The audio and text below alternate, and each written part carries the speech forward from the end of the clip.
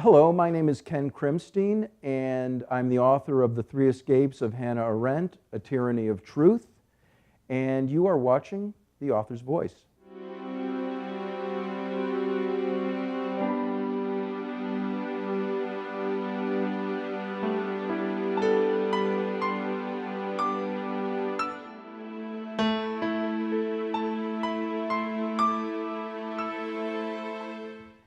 Welcome to Author's Voice, connecting authors to the world. I'm Daniel Weinberg, and our show today is Stranger Than Fiction. Now, if you're watching on Facebook Live, you can use the comments button below the screen to ask a question. Include your name and where you're from so I can shout out and say hello.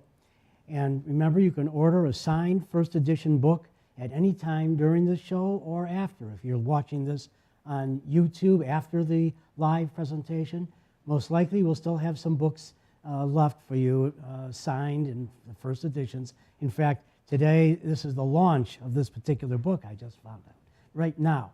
So appreciate your watching and hope you'll enjoy this show. This is kind of a special treat for me because I have not gotten into graphic novels enough, I can see, because I enjoyed this one. But we now have Ken Krimstein, who's published cartoons in The New Yorker, Punch, the Wall Street Journal, and elsewhere. He's written for New York Observers and any number of websites. He teaches now at DePaul University and also the School of the Art Institute here in Chicago. He's the author of a previous book, Kvetch as Kvetch Can, and his latest book is a graphic historical novel, The Three Escapes of Hannah Arendt. I'm not saying that right, am I? Close enough. Hannah Arendt, A Tyranny of Truth. 233 pages, is Bloomsbury Publishers, and is $28.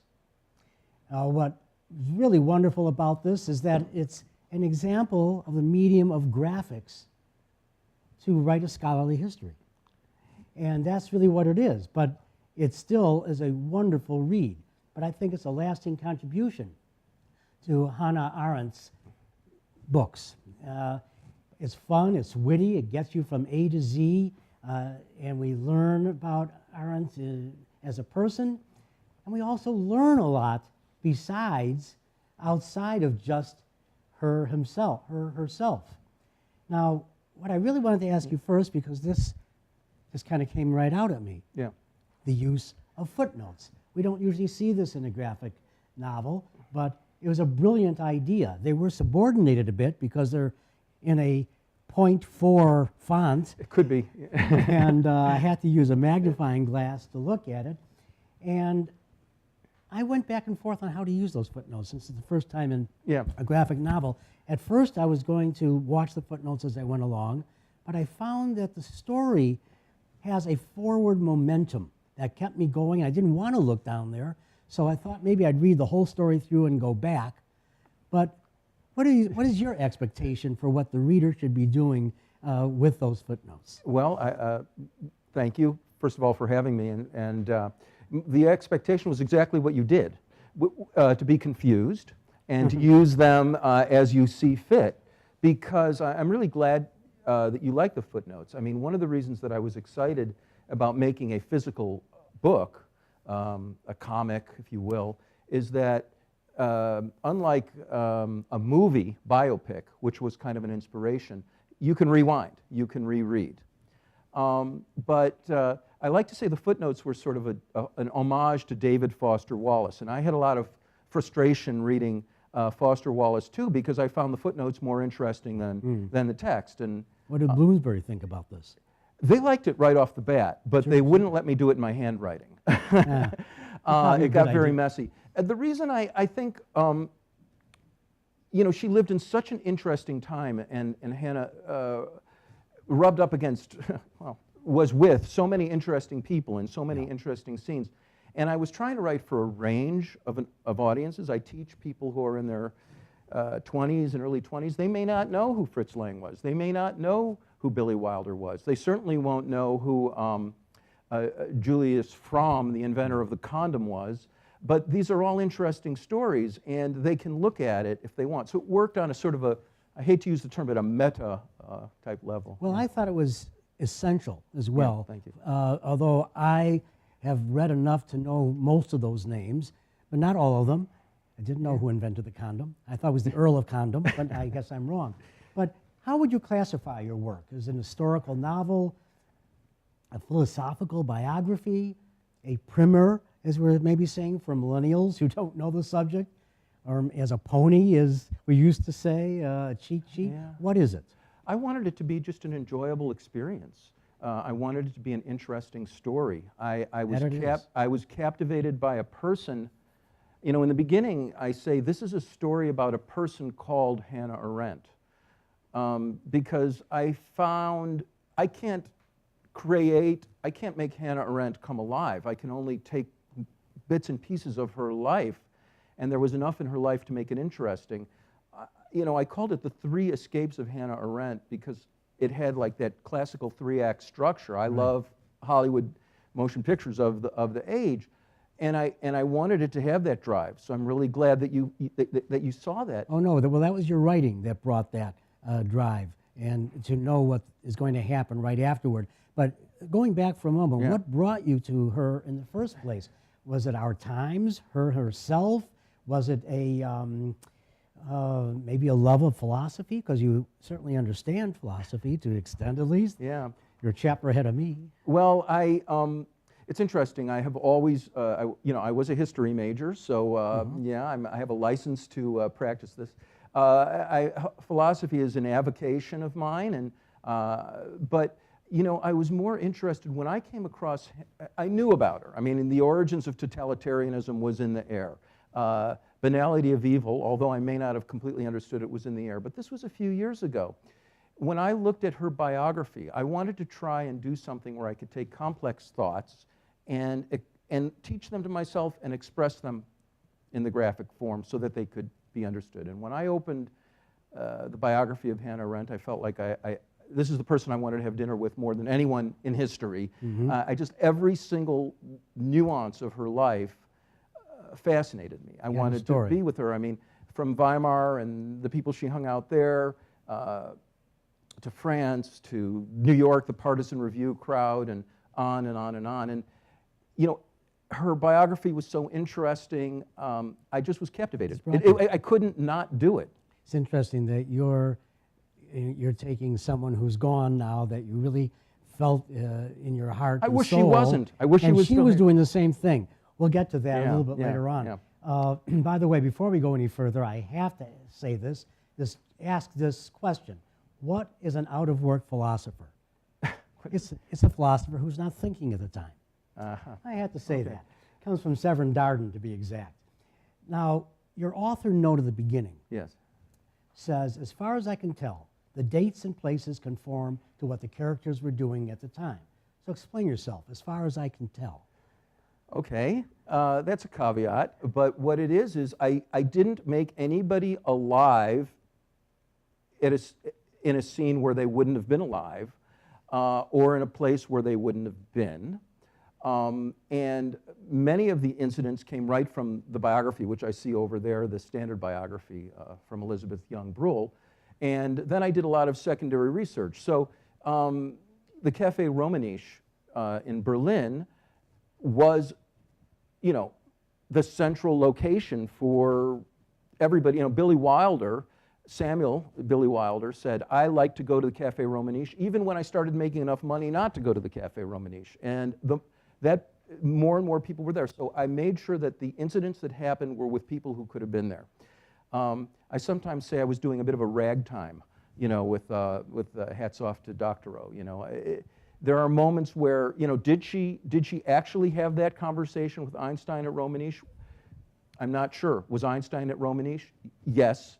Was Louis Armstrong at Romaniche? He toured. I made sure he toured Europe in those days. So I made so you could put them together because they did cross paths at some point or another.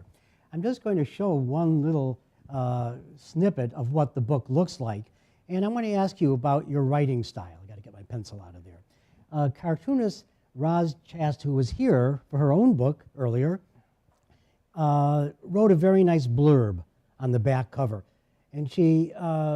So how does a cartoonist like yourself choose your style? Is it born? It chooses you? A mentor?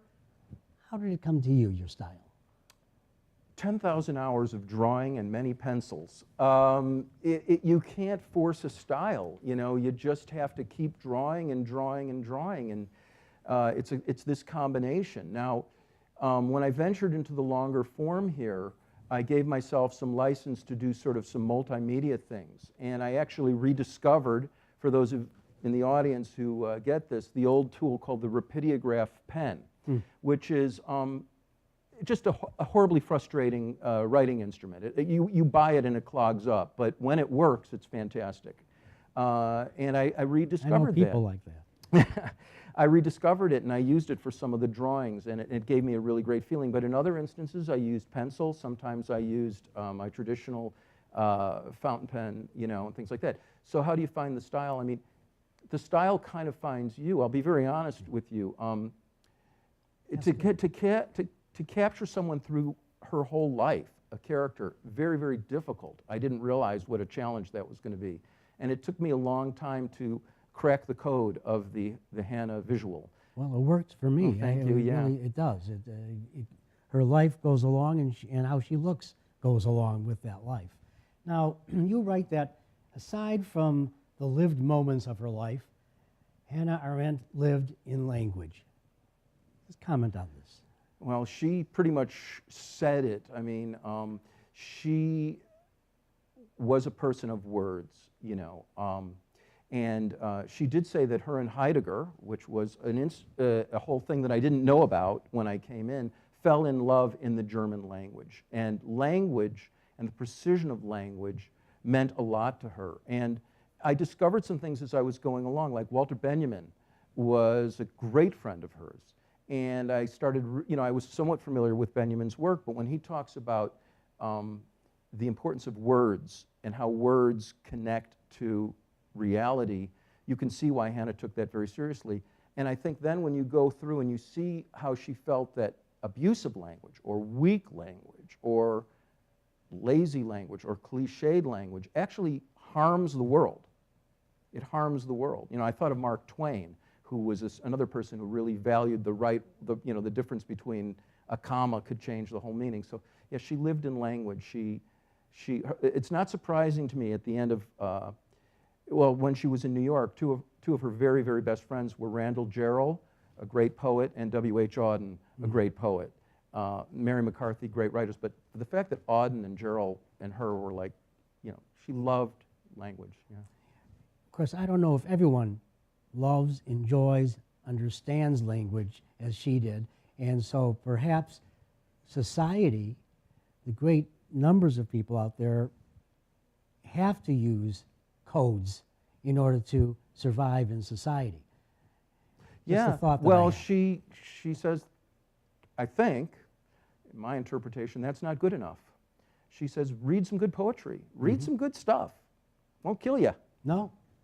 Well, for character now, you say this. Arendt was a conscious pariah, an ironist, bound by no rigid rules ever, and a lightning rod for controversy. Is that basically her? Yes. You know, at one point I was thinking of calling the book, after I'd come up with it, the woman who bit the hand that fed her.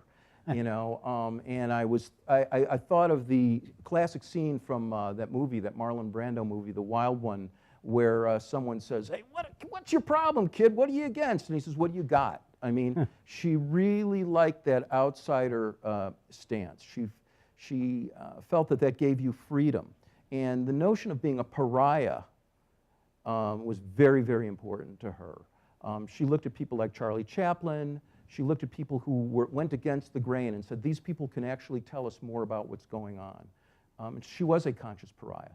Yeah. I'm going to skip forward to something because she's in the news right now, I found. There is a new movie on Adolf Eichmann, who's out there, called Operation Final. Ben Kingsley plays Eichmann. And one of her well-known episodes as a journalist was her being there at the trial, and that's where she came up with her banality of evil, which has become very controversial, enough that this last week, Alan Dershowitz came out with an article an essay criticizing her analysis, calling her mendacious, by the way.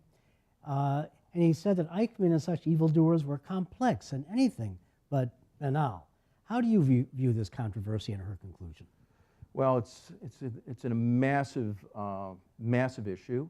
In 25 words or less. In 25 words or less. I think banality is not thinking through.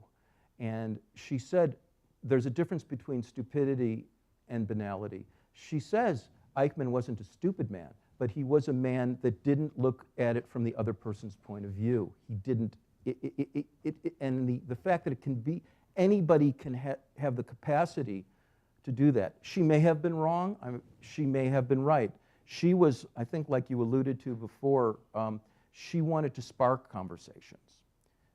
But I don't think she was mendacious. I mean, with all due respect to Alan Dershowitz, if anybody, she was a reality facer, not a reality denier. Well, I think in my opinion, what you're saying is very apropos for today, thank you, that we need to listen as much as shout and hear others. And I think that's what you're saying that she might be saying as well. You know, I need to say that I was reading it through and reading the footnotes as I went along, and I think it was page 46 where the first Gentile showed up.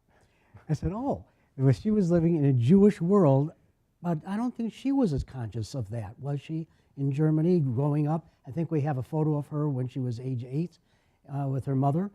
At this time, she didn't grow up in a particularly Jewish household. Yeah, that's right. She grew up in a very assimilated home, and it comes out right out of Young Bruhl's book. And I have the scene in the book where she didn't even really know she was Jewish or what Jewish was. She grew up in Königsberg, which was East Prussia, until someone said, you're a Jew, you're a Jew. And she literally went home to her mom and said, what's a Jew? What is that?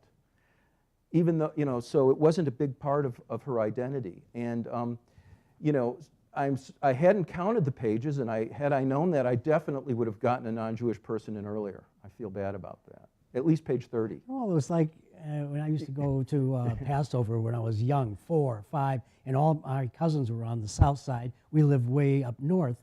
And as I was going down there, we were driving, I'm in the back seat and gone through the middle of rush hour. And to me, oh, everyone is going home for the Passover Seder. I mean, to me, the whole world looked Jewish. So I wonder if her world looked that way. Well, you know, that world, I mean, again, just to do more research on this, I was just reading another biography of Billy Wilder, who's always been, you know, just an immense idol of mine. And they were talking about when he finally made it to Berlin around 33, because he was at the Romanische. They were all there when the Reichstag burned. The photo there. Yeah, the author said it was the most Jewish city in the world.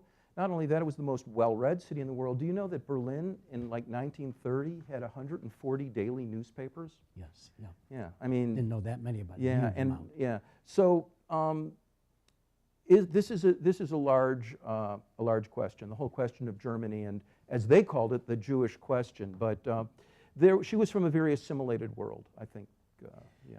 Let's take a brief view through, you know, this is not enough time really to do this, to go through the entire book. So let's just take little snippets so people know what they're going to get into and what her life was. The 3 escapes, for instance. Yeah. So she was in Germany, and she was married at that time to Wolfgang Stern. What's his first name? Yeah, Anders. Anders, yes. Gunther Stern, who became Gunther Anders, yeah. Right, and that's when she met Heidegger in that time period, which is still in Germany. Yeah. And became a lover. They had a fascinating relationship. So give us a brief biography who Martin Heidegger was and how he fits into the Arendt story. Yes, very briefly. Well, so he was a professor, a young man. He was 32 years old, married, 2 children, and he was teaching at the University of Marburg. He was a protege of a phenomenologist, Husserl, and he basically tore the floorboards off of philosophy. And everybody flocked there, and she was a young genius, and she went there and became his student and started getting very arduous, ardery, whatever, notes.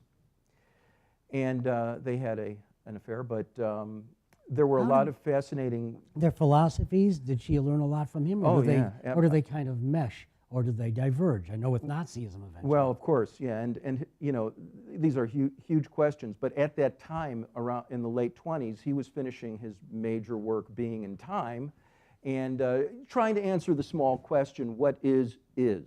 You know, the Germans asked the small questions. But all the a whole bunch of brilliant students, many Jewish, Herbert Marcuse, Hans Jonas, Leo Strauss went to the University of Chicago, as did Hanna eventually, Levinas, they all gravitated to what Heidegger was doing. And their affair broke off, and you know, it's a large It's a large story issue. that's in here, and a fascinating story that I would think all of you would enjoy hearing and listening and knowing about in wonderful, it's wonderful prose. It really keeps it going. I keep going back to this. Thank you. Did Bill Clinton take what is from Heidegger?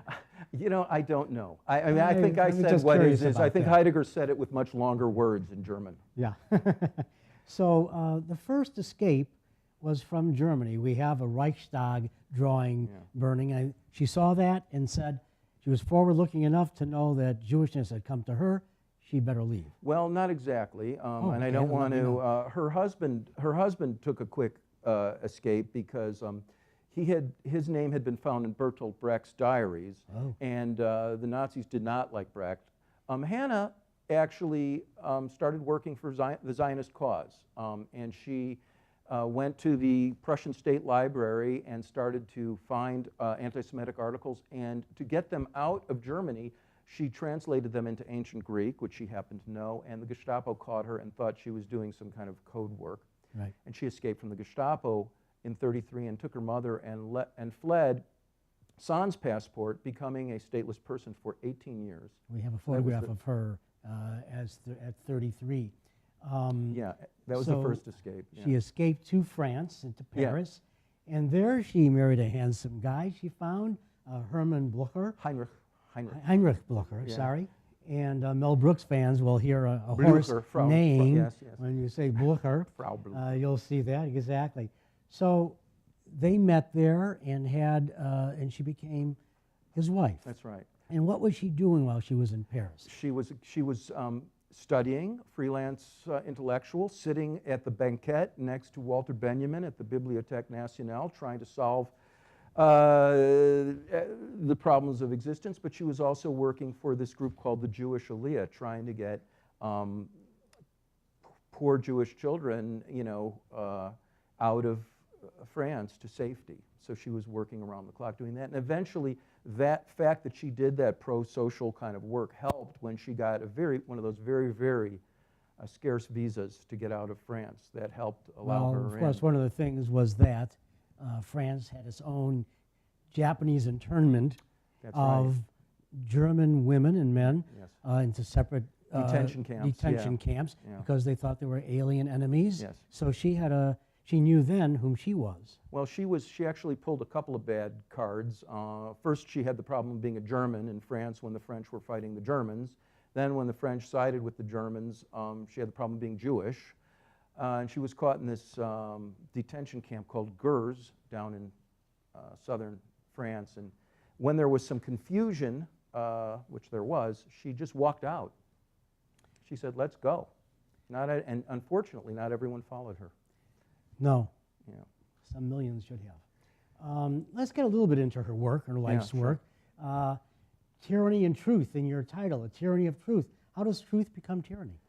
Well, she was what I call a virulent truth teller. She felt that we have to face reality. And she, I think because of the things that she saw that happened in the world because of untruth, she became tyrannical, if you will, even though tyranny was what she was against. She became tyrannical about pursuing truth. Is that what got her into controversy with many others? Oh, yeah.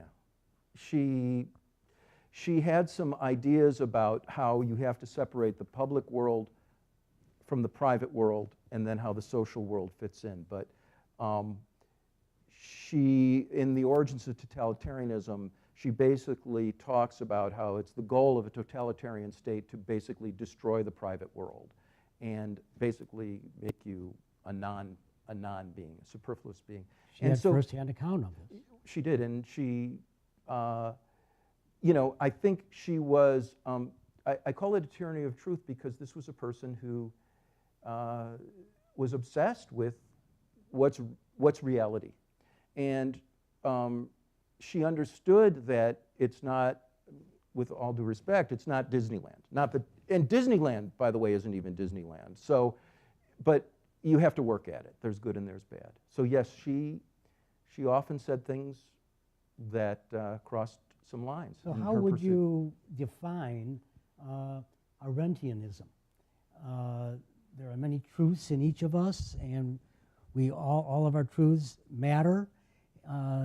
Yeah, I mean, I think she looks at the world and says, I mean, this is one of the ways I define it, is that that everybody must come to the public space with an equal voice, and we have to listen to everybody, even if we can't stand them. We have to give them dignity. They have to give us dignity, because the way that political truth happens is between us.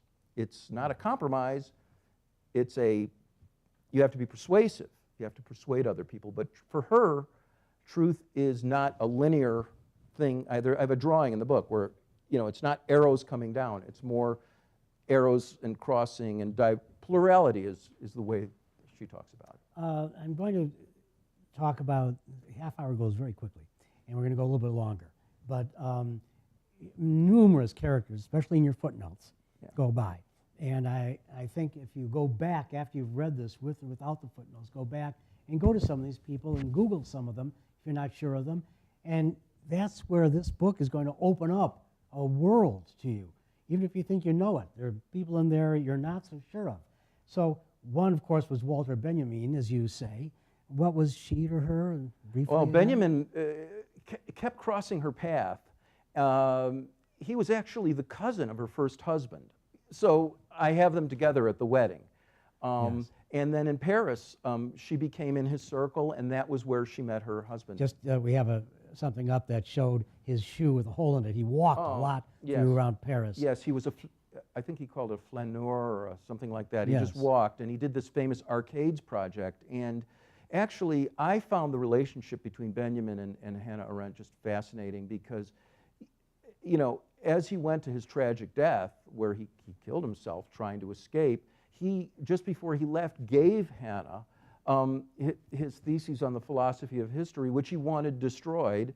And just like with Kafka's estate, she didn't destroy it, and it got back. And it's some of his most profound work, and the fact that he bequeathed it to her was very interesting. And she brought that into she got her it, own yeah, ethos? she got it, yeah. Oh, very much so, yeah. Well, one of her oldest friends was, I'm not going to pronounce this correctly, Rael Verhagen Levin? Yeah, Rachel Rachel, that was my mother's name, Rachel. Yeah, Levin, yes. That was, she called her, she died like 200 years ago, but Yeah. she said, my best friend who died 200 years ago. Yeah, and who was she? Well, just she was a very assimilated Jew of Berlin who led a salon that had, among other people, Goethe and people like that around it. And on her deathbed, Varnhagen said, I was Jewish, or whatever, not like that, but she, she was a fascinating woman. And Arendt spent the better part of her life writing a biography of Varnhagen. Yeah. Talking about biographies, Yes. And you have a suggested reading list at the end, which is fascinating for numbers of reasons. It's a very helpful digest, I found, on each of the suggested works. Yeah. It'll give us a quick, brief idea of what's inside it. So this was the main biography that my wife had on her shelf. Yes. And she told me to bring it home, so I shall. But this is one of the major biographies. Yeah. But I think you're getting into that as well in a different way. And they can certainly live together on the same shelf. But it's interesting. You write in the book, often when one reads, this is in the suggested reading area, Yeah.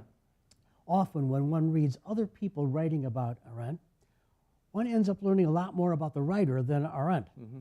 So what do we learn from you on your take in this book? My dad was a psychoanalyst, by the way, so I can bill you for this session. But tell us what we learned from you in I this think book. you learned that I loved this woman with all her flaws, and that this is a person whose thoughts are long overdue being into the currency of discussion, and continue to resonate. The little pebble in the Arendtian pool just keeps resonating. And I think what you learn is you can read her over and over and over again and not have an answer, and that's exactly what she wants you to do. But can you suggest partial answers that we might be able to use today from her philosophy? Yeah, I think Besides listening to each other? face reality. She liked traditionalism.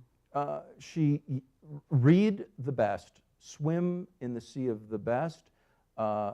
She believed that storytelling is an honorable and mysterious tradition. In fact, I'm going to look at this quote, which I love, and this gave me so much permission when I was getting started with the book. She says, "Storytelling reveals meaning without committing the error of defining it." And to me, good stories win, and that's what I get out of Hanna. It's the good story. We got something from Kathleen Ellen T. Ford from Facebook, who just says, "Thank you, Author's Voice." Well, we thank you, Ms. Ford, as well, for speaking out on Facebook about us. So, Yeah. we're now going to have to talk about what's coming up.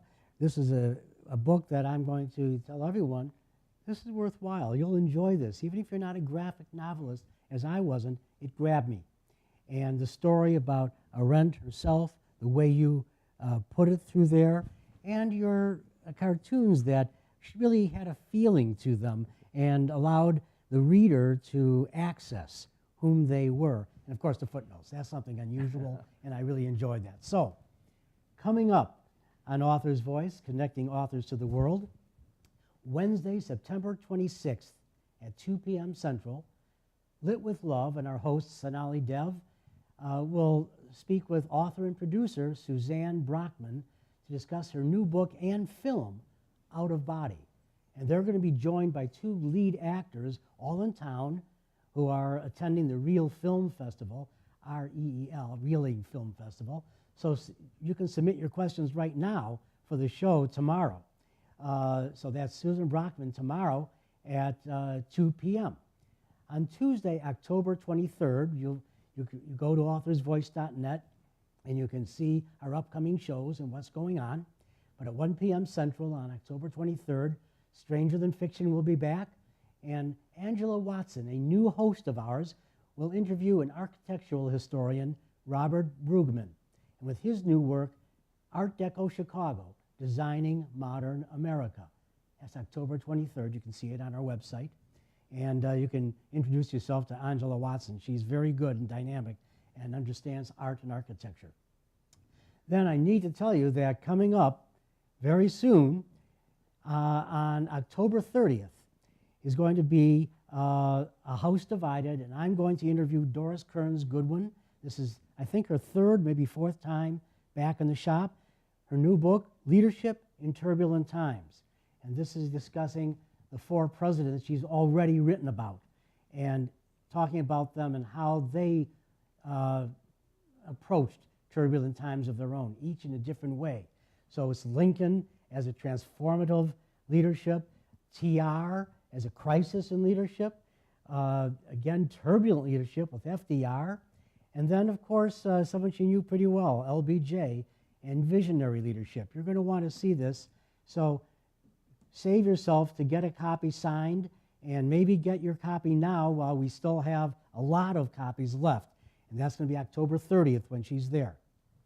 Don't forget, you can get this book right now signed, and afterwards, I hope you will avail yourself of getting a first edition on the day it came out. That's pretty good. And so if you're watching this on YouTube, come back and you can order books from us with a link under the title. Well, thank you so much for being here, Ken. Well, thank you very much. I appreciate it. Yeah. And Bloomsbury didn't have to send you too far from Evanston to the north side, but it was nice of them to be of help in this regard. And of course, the staff here at Author's Voice and Abraham Lincoln Bookshop in Chicago. Don't forget to join us again, and be well.